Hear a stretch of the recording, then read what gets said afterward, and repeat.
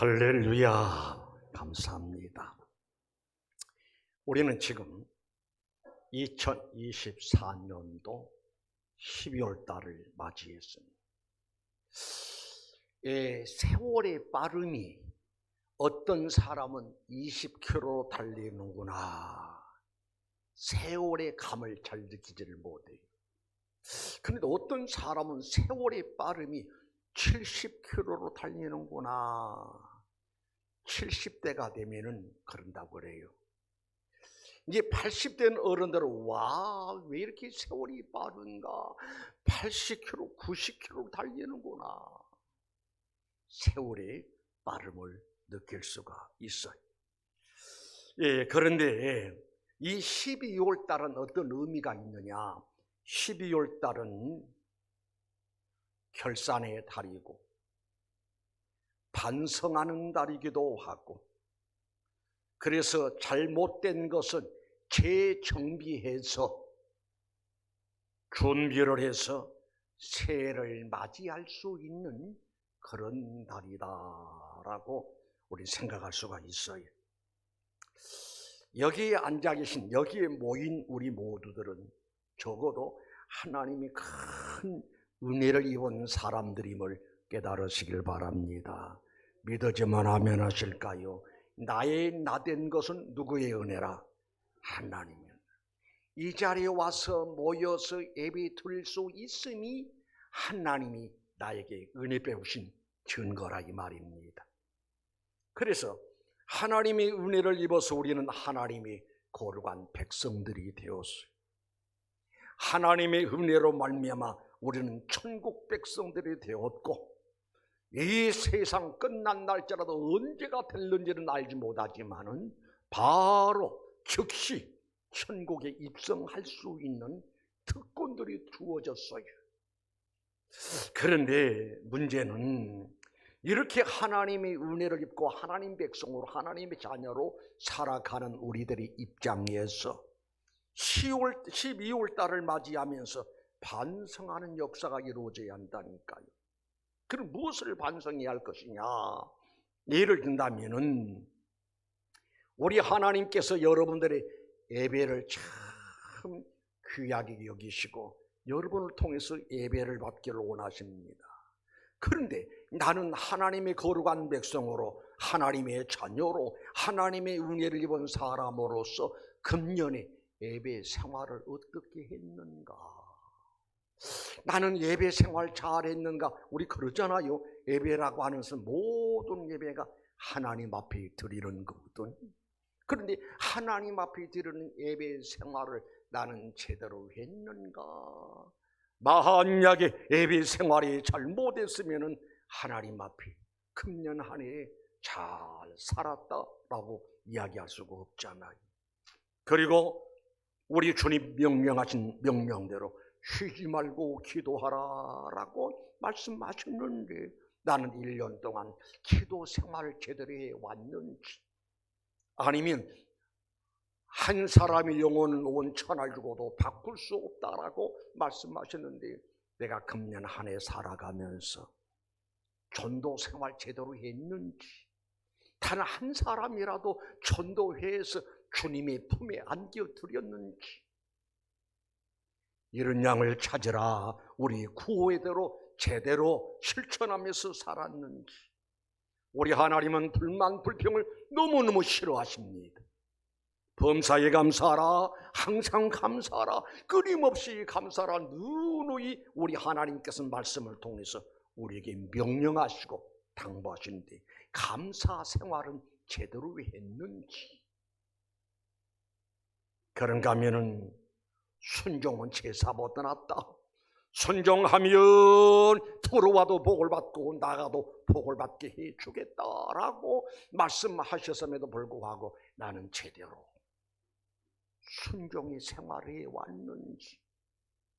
그래서 등등 지난 날을, 내 삶을 더듬어 보면서 잘못 살았으면 회개해야 하고 하나님 앞에 용서를 구하고 재정비해서 25년도는 24년도처럼 부끄럽게 살아서는 안 되고 25년도에 참으로 하나님이 나를 보시고 기뻐하시고 내 가정을 보시고 기뻐하시고 우리들을 보시고 영광 받으심의 역사가 이루어져야 할 줄로 믿습니다.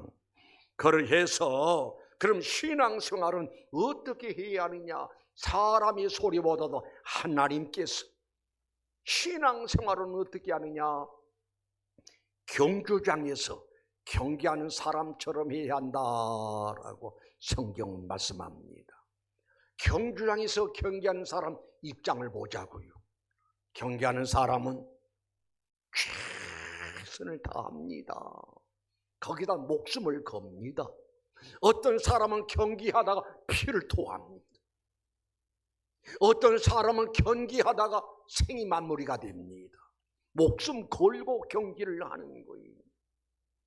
마찬가지로 우리가 신앙생활하는데 하나님을 섬기는 일에 있어서 대충 적당하게 형편에 따라서 사정에 따라서 기분에 따라서가 아니라 최선을 다해서 하나님을 섬길 때 하나님이 그 사람의 손을 덥석 붙잡아 주시고 도우시고 은혜 베푸시는 우리 하나님이심을 믿으시기를 바랍니다. 우리 말씀 생각나잖아요. 행한 대로 갚으리라. 최선을 다하는 사람에게는 하늘문을 여시고 열린 문을 두고서도 능히 닫을 사람이 없으리라 라고 하시면서 축복하시는 우리 주님의 모습을 생각할 수가 있고, 신앙생활은 또 어떻게 하느냐? 농부와 같이 해야 한다라고 성경은 말씀해 주고 있습니다. 농부의 입장에서 보면은 농부는 무엇을 잘 아느냐? 시기를 잘 알아야 돼. 심을 때가 언제며 가꿀 때가 언제며 거둘 때가 언제인 줄 알아야 한다 이 말이에요. 성경은 말합니다. 하나님 말씀하십니다. 사람이 무엇으로 심든지 심는 대로 거두리라. 많이 심으면 많이 거둘 것이고 적게 심는 자 적게 거둔다라고 엄히 말씀하셨잖아요. 그런데 나는 1년 동안 축복의 씨앗을 얼마나 심었는지, 심었으면 이제 결과가 나타날 텐데 많이 심었으면 잘 심었으면 어떤 것은 30배가 되고 어떤 건 60배가 되고 어떤 100배가 되느니라 라고 말씀하셨잖아요. 그런가 하면은 신앙생활은 어떻게 해야 하느냐? 군사와 같이 신앙생활해야 한다. 군인은 전쟁을 잘해야 합니다. 전쟁은 2등이 없어요. 승자와 패자로 나눠주게 되죠. 패자는 승자에게 무릎을 꿇어야 돼. 패자는 승자의 종이 되어야 돼. 패자는 전쟁에 패하게 되면은 불행의 결과가 찾아온다 이 말입니다. 우리가 기억할 것은 신앙생활이 무엇이냐? 하나님을 섬기는 것이 신앙생활이고, 신앙생활이 무엇이냐? 악한 원수 마귀와 더불어 싸우는 영적인 전쟁하는 것이 신앙생활이다라고 할 수가 있어요. 여러분 알아야 할 것은, 경계할 것은 내가 못났고 부족하고 모자라지만 그러나 하나님의 은혜로 말미암아 우리는 하나님의 자녀가 되었고 하나님의 거룩한 백성이 되었어요. 그런데 영적인 전쟁에서, 마귀와의 전쟁에서 실패하며 하나님의 자녀가 되었음에도 불구하고 마귀의 종노릇을 하게 되는 거예요. 마귀가 좋아하는 짓만 하면서 살아가게 되니 얼마나 수치스럽고 부끄러운 일이냐고요. 우리 주님께서 우리를 죄악의 종에서, 마귀의 종에서 해방시키시기 위해서, 자유함을 주시기 위해서 십자가에 못 박히고 피 흘리시고 죽으셨잖아요. 그래서 사망에서 생명을 옮겨주셨고 마귀의 종노릇 했고 마귀의 자식에게서 건져내사 내가 너를 지명하여 불렀나니 너는 내 것이라. 어디서 불러서? 죄악 가운데서 마귀의 포로에서 불러내시고 내가 너를 지명하여 불렀나니 너는 내 것이라 라고 말씀하셨다 이 말입니다. 사랑하는 성도 여러분, 승리해야 합니다. 승리하시기 바랍니다. 전쟁은 반드시 승자가 있지 1등, 2등이 없다니까요. 패자는 불행하게 됩니다. 패자는 승자에게 종노릇을 하게 됩니다. 하나님의 자녀들은 우리들이 영적인 전쟁에서 마귀에게 패하고 마귀에게 이끌려다니고 범죄하고 타락하고 부패하고 그런 수치스러운 모습으로 살아갈 수가 없으니, 그래서 바울은 이야기합니다. 디모데후서 4장 7절 말씀 보니까 나는 선한 싸움을 싸우고 나의 달려갈 길을 마치고 믿음을 지켰으니 이제 후로는 나를 위해서 의의 면류관 영광의 면류관이 예비되었노라. 승자들에게만 면류관이 오잖아요. 피해자에게는 상상도 할 수가 없어요. 부디 말하기는 바울이 선한 싸움을 잘 싸우고 끝까지 믿음을 지켰으니 승자가 됐으니 성전고를 흘리며 노년의 신앙의 고백을 할 수가 있고 성전고를 흘리니 우리 하나님께서 예비하신 면류관 받을 것을 바라보았던 것을 볼 수가 있어요. 이런 말씀을 들으면서 나는 영적인 전쟁에서 나는 날마다 승리하고 있느냐 아니면 패하고 있느냐, 마귀와의 전쟁에서 승리한 사람이 신앙생활 잘 할 수가 있어요. 마귀와의 전쟁에서 실패한 사람은 알면서도 실천하지를 못해. 알기는 아는데 따라가지를 못해. 이미 마귀의 포로가 되었기 때문에. 그래서 바울처럼 선한 싸움을 잘 싸우고 달려갈 길을 마치고 끝까지 믿음으로 승리해서 영광의 주인공이 되며 칭찬의 주인공이 되며 상급의 주인공이 되는 역사들이 여러분에게 있어져야 할 줄로 믿습니다. 그러면 신앙생활 반드시 승리를 해야 하는데, 세상을 이기고 죄를 이겨야 하는데 어떻게 해야 승리할 수가 있느냐? 비결이 있습니다. 요한일서 5장 5절의 말씀 보니까 예수께서 하나님의 아들이심을 믿는 자가, 예수께서 하나님의 아들이심을 믿는 자가 아니면 세상을 이기는 자가 누구냐? 예수 그리스도를 믿는 믿음을 가지지 않고는 세상을 이길 수가 없다라고 말씀하셨습니다. 성도여, 믿음은 내게서 난 것이 아니라 하나님이 주신 선물이라고 했습니다. 하나님이 주신 그 선물 믿음 가지고 이 자리에 왔습니다. 그 믿음을 가지고 여기까지 살아왔습니다. 그런데 믿음에는 여러 가지 믿음이 있어요. 작은 믿음이 있고 큰 믿음이 있고 견고하고 흔들림이 없는 강한 믿음을 가진 사람이 있으니, 그런 어떤 믿음을 가져야 하느냐? 예수 그리스도가 나의 구주라는 사실을 확실히 믿어지는 믿음, 견고한 믿음, 흔들림이 없는 믿음. 예수님의 무엇을 믿어야 하느냐? 하늘 보좌를 보시고 세상에 오신 동령녀 탄생을 믿어야 하고, 주님이 오셔서 나를 위해서 십자가 지시고 고난당하시고 피 흘리시고 죽으시고 그리고 부활의 첫 열매가 되기 위해서 부활하신 그 주님을 확실히 믿는 믿음의 소유자들이 되시기를 바랍니다. 그래야 승리할 수가 있다니까. 우리 앞서간 믿음의 선진들은 참 믿음이 대단했어요. 서만학 감독이고 예수님의 제자 사도 요한의 제자였던 폴리갑이라는 사람이 있었어요. 당시의 정부에서 폴리갑에게 압력을 갑니다.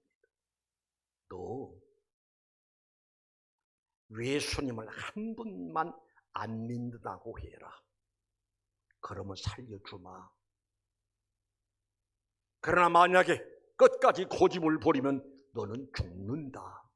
어떻게 죽이느냐? 화형시켜서 죽이겠다. 공갈이 아닙니다. 협박으로 끝날 말이 아니라 실제로 그렇게 이루어집니다. 폴리갑이 싱긋이 웃으면서 여보시오, 내 나이 86입니다. 86년 동안 예수님은 단 한 번도 나를 배신하지 않았는데 날더러 예수님을 배신하라는 소리입니까? 그럴 수가 없습니다. 딱 거들었습니다. 그래서 폴리갑이 끌려갑니다. 사형장으로 끌려갑니다. 그리고 불에 던져서 불에 태워서 죽입니다. 어찌 폴리갑뿐이겠어요? 앞서간 믿음의 선진들 가운데는 짐 굶주린 짐승 우리에 던져서 죽이고, 다른 나라에서만 그런 게 아니라 우리나라에서 애정 36년 동안 우리 기독교가 얼마나 많은 탄압을 받았냐고요. 그래서 앞서간 우리 믿음의 선진들은 그랬다고 그래요. 신사참배를 거부하고 예수 믿는 신자들을 고집스럽게 하는 사람 붙잡아다가 가지각색으로 고문을 했대요.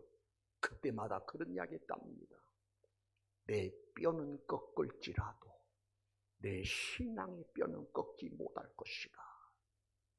일사가고 죽음은 죽으리라. 그러다가 순교를 당한 사람들이 많아요. 그럼 여러분, 예수 믿다가 순교당한 사람들이 패자냐? 아니잖아요. 선자라 이 말입니다. 하나님 나라에 가서 최고의 영광스러운 상을 받을 사람이 누구냐? 순교자라는 거예요. 성도요, 이겨야 합니다. 승리하시기를 바랍니다. 어떤 신앙을 가지고, 순교적 신앙을 가지고 목숨 걸고 신앙생활해야 한다 이 말입니다. 신앙이라고 하는 것은, 믿음이라는 것은 그만큼 가치가 있는 것이라니까요. 취미생활이 아니에요. 어떤 사람은 예배당에 와도 종교의식을 행하기 위해서 온다는 거 아니에요. 종교의식의 차원에서 떠나서 살아계시고 지금도 내가 드린 예배를 받으시기로 원하신 하나님 앞에 내 신앙의 고백으로 영광 돌리기 위해서 예배를 하는 것이 우리 입장이지 않냐 그 말입니다. 그런데요, 교회 안에서는 신자가 있고 종교인 있대요.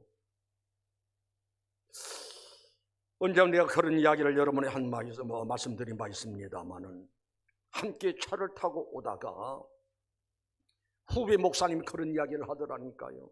목사님, 제가 목회하는 현장에 우리 교회에서는 이렇게 보면은 종교인과 신자가 딱 분류되고, 곧 그 말은 구원받을 사람과 도대체 구원받지 못할 사람으로 분류가 됩니다. 목사님 교회는 어떻습니까? 차마 나는 그런 이야기를 못했어. 어떤 사람은 구원받고 어떤 사람은 구원받지 못하고, 하나님만 아시지 내가 어떻게 알 수가 있어? 대답을 못했어. 여러분, 바라기는 믿음의 가치를 알아야 돼. 믿음의 중요성을 알아야 돼. 그래야 목숨 걸고 예수를 믿는 믿음을 가지고 세상을 이길 수 있는 역사가 이루어질 줄로 믿습니다. 흔들리지 말고요, 좌절하지 말고, 어떤 절망스러운 어떤 어려움이 온달지라도 우리 주 예수 그리스도를 변함없이 사랑하는 모든 자에게 은혜가 있을 것이다 라고 하신 말씀을 명심하시기 바랍니다. 그럼 왜 그렇게 목숨을 걸 만큼 믿음이 귀하고 값진 것이냐? 성경은 말합니다. 로마서 10장 9절 말씀 보니까, 내가 만일 내 입으로 예수를 주로 시인하며 또 하나님께서 그를 죽은 자 가운데서 살리신 것을 내 마음이 믿으면, 따라합니다, 내 마음이 믿으면, 더 크게요, 내 마음에 믿으면 구원을 받으리라. 할렐루야. 예수는 믿어야 구원받고 예수를 알아야 구원받은 게 아니라 예수를 믿는 믿음이 있어야 구원받고 예수를 믿는 믿음이 있어야 죄사함받고 예수를 믿는 믿음이 있어야 우리 이름이 하나님 나라에 등록되어지고, 사람이 한 번 죽는 것은 정한 곳이로되 죽음에는 심판이 있을 것을 말씀하셨어. 알곡과 죽적으로 나눠질 것이다. 예수를 믿는 믿음만 있으면 남녀노소 할 것 없이 빈부 귀천 유무시대를 초월해서 어떤 죄를 범했다 할지라도 예수가 나의 구주란 사실을 확실히 믿는 믿음이 있으면 그 믿음 때문에 죄산받고 그 믿음 때문에 구원 얻는 일이니 우리 믿음 생활 목숨 걸만하지 않아요. 앞서간 우리 믿음의 선배들이 믿음의 가치를 알았기 때문에, 믿음의 중요성을 알았기 때문에 목숨 걸고 신앙생활하다가 순교당한 거예요. 오늘날은 순교자가 없다고 할지라도 순교적 신앙을 가지고 일사각오의 신앙을 가지고 목숨을 거는 그 신앙이라야 세상을 이기고 환경을 이기고 악한 어둠의 역사와 더불어 싸워서 이길 수 있는 놀라운 역사가 있을 줄로 믿습니다. 그런데요, 우리 주님이 이런 말씀을 하십니다. 누가복음 18장 8절의 말씀 보니까 내가 너에게 이르노니 속히 그 원한을 풀어주리라. 그러나 인자가 올 때에 세상에서 믿음을 보겠느냐 하시니라. 주님이 재림하실 때쯤에서 신자들이 다 세속화되어져 버리고 형식화되어져 버리고 참 신자 만나기가 어려울 것이다 라는 이야기잖아요. 인자가 올 때에 세상에서 믿음을 보겠느냐, 참 신자를 만날 수가 있겠느냐. 바라기는 여러분들에게는 하나님의 은혜가 임해야 돼. 변함없는 믿음, 흔들림 없는 믿음, 견고한 믿음, 어떤 상황 속에서도 끝까지 믿음을 지킬 수 있는 큰 믿음 때문에 여러분이 구원받고 여러분이 승리하고 그것 때문에 여러분이 앞으로 주님 영광 받으시는 그날 함께 더불어 영광 받는 역사들이 있어지시기를 주님의 이름으로 축원합니다. 축원합니다. 그럼 어떻게 해야 또 신앙생활 승리할 수가 있는 관이? 우리 여러분 잘 알잖아요. 사도행전 1장 8절 이런 말씀이 있잖아요. 오직 너에게 성령이 임하시면 너희가 권능을 받고, 오직 성령이 너희에게 임하시면 너희가 권능을 받고, 권능 받고 세임을 얻고 능력 받아야 세상을 이길 수가 있고 신앙생활 승리할 수가 있고. 시편 51편 11절 말씀 보니까 나를 주 앞에서 쫓아내지 마시며 주의 성령을 내게서 거두지 마소서. 다윗의 고백입니다. 여러분 가만히 한번 생각해 보자고요. 이치적인 면에서 생각해 보자고요. 어떤 사람이 신앙생활 잘 할 수 있느냐? 성령 충만한 사람, 성령 충만한 사람, 영적인 파워가 있는 사람, 힘 있는 사람. 그래서 신앙생활 억지로 마지못해서가 아니라 자발적으로 힘있고 능력있고 실력이 있으니 예배 생활이 이루어지고 기도 생활이 이루어지고 교회 생활이 이루어지고 사명을 받았으니 사명을 위해서 목숨 걸고 사명에 충성하게 되고. 그럼 어떤 사람에게 성령을 부어주신 거니? 누가복음 11장 13절 너희가 악할지라도 좋은 것을 자식이 줄 줄 알거든 하물며 너희 하늘 아버지께서 구하는 자에게 따릅니다. 성령을, 더 크게요, 성령을 주시지 않겠느냐. 기도하는 사람에게 성령 부어주시다고 약속하신 거예요. 우리 알잖아요. 사도행전 1장 보니까 예수님은 성천에 버리고 안 계시오. 120명의 신자가 다락방에 모였어. 얼마나 뜨겁게 기도했든지 오순절날 이름이 하나님이 하늘문을 활짝 여시고 불같은 성령을 쏟아 부어주신 거예요. 거기서 기독교가 이루어진 겁니다. 거기서 교회가 시작되는 거예요. 그래서 그들이 한결같이 승리 성전고를 올렸던 것을 볼 수가 있습니다. 성령으로 충만하고 예수를 믿는 믿음으로 충만해서 승리한 사람들이 누구냐? 바울이란 사람이잖아요. 처음에는 예수를 알지 못해서 예수님을 무척 박해를 했습니다. 핍박을 했습니다. 사람을 잡아다 옥에 가두고 죽이는 일까지 했잖아요. 그러다가 바울이 예수님을 만났어요. 만나고 성령으로 충만했어요. 사람이 완전히 달라졌습니다. 변화되었습니다. 성령의 역사는 그런 유력이 있습니다. 사람이 사람을 바꿀 수가 없어. 하나님이 바꾸시되 하나님이 성령을 통해서 바꾸시나니까요. 그래서 성령의 사람이 되니 사울이 변해서 바울이 됐고, 예수를 그렇게 바뀌었던 사람이 이제는 예수의 사람이 되고 사도가 되고 해서 그가 복음 전하다가 칼에 목이 잘려서 순교당했잖아요. 아무나 순교할 수 있는 것이 아니라 성령으로 충만한 사람, 예수로 충만한 사람. 스데반 집사를 생각해 볼 수가 있습니다. 스데반 집사는 평신도요. 그래서 성령으로 충만하니 그가 복음 전하다가 돌에 맞아 순교당하잖아요. 위대한 삶을 살았고 위대한 죽음을 만났습니다.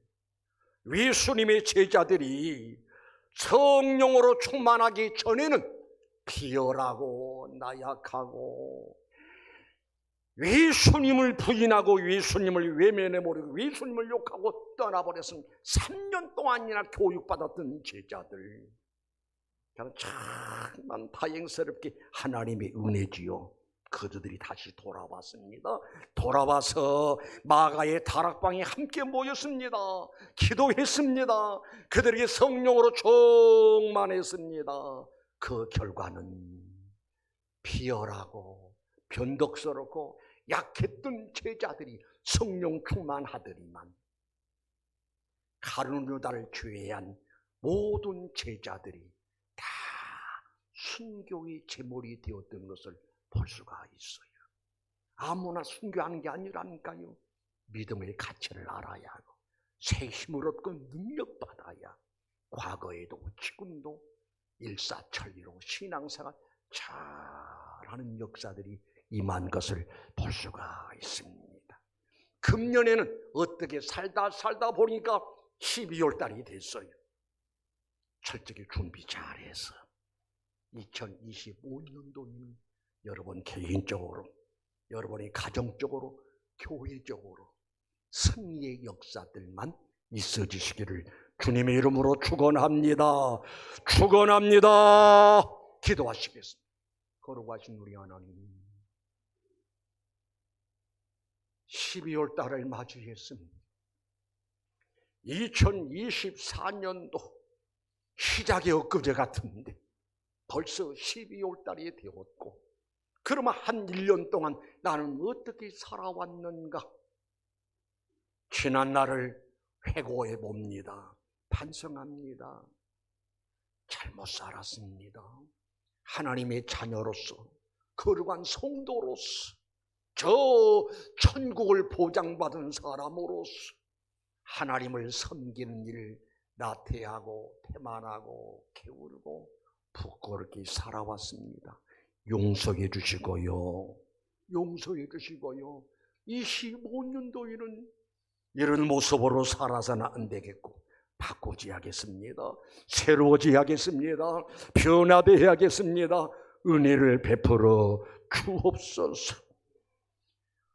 바울사가 고백한 것처럼 나는 선한 싸움을 싸우고 나의 달려갈 길을 마치고 믿음을 지켰으니 나를 위해서 의의 면류관 예비되었다라고 성전고를 울리는 고백의 역사가 있었듯이 우리들 주 앞에 서는 날 머지않았습니다. 언제든지 주님 나를 부르실 터인데 그때 주 앞에 서는 날 잘했다, 애썼다, 수고했다, 착하고 충성된 종아, 칭찬과 상급과 영광이 있어지게 하옵소서. 예수님의 이름으로 기도드리옵나이다. 아멘.